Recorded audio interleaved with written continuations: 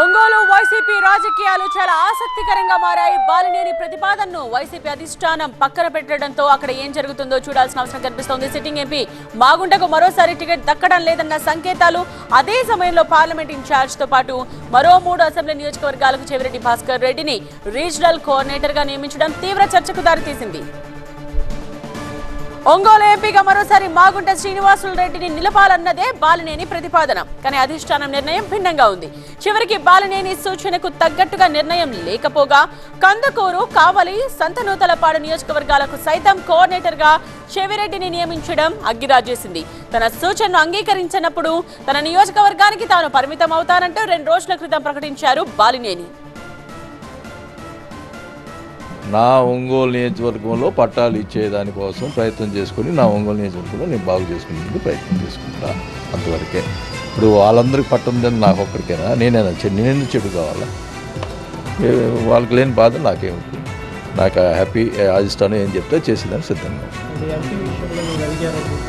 అలిగేదండి బాబు, నేను ఒకటే చెప్తున్నా, అలాగే పెద్ద ఇదే కదా. నేను అడుగుతున్నాను అలిగారు, తీసుకెళ్ళి పోయాడు అని మాట్లాడుతూ ఉన్నారు. నేను నా ఒక్కడి కోసం అడుగుతున్నానా? ఎంపీ అనేది ఒక స్టేజ్ ఉన్న వాళ్ళకి ఇస్తే బాగుంటుంది, అన్ని నియోజకవర్గాలు బాగుంటుందని ఉద్దేశంతో నేను అడుగుతున్నా. లేదు, మిగతా వాళ్ళకి ఎవరికి మాకు స్టేచర్లో అవసరం లేదు, మాకు వాళ్ళు ఎవరు పట్టడం నాకు ఒక్కడికి ఎత్తు నాకే స్టేచర్ లేదా ఒంగోలులో? నా ఎంపీతో నేను గెలుస్తానా?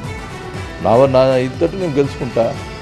నా ప్రజలకి నేను పట్టాలు ఇచ్చుకొని మాట చెప్పాను, ఆ మాట ప్రకారం చేసుకుంటాను, అంతవరకు. ఇప్పుడు నేను ఏమన్నా ఎంపీ విషయంలో మంచి క్యాండిడేట్ అడిగిన దానికి పార్టీ మారుతున్నాడు అంటారు. ఎందుకు వచ్చిన వాళ్ళు నాకు? నేను ప్రశాంతంగా నా ఒంగోలు నియోజకవర్గంలో నా ప్రజల కోసం నేను నా మాట నిలబెట్టుకునే దానికోసం నేను ప్రయత్నం చేసుకుంటా.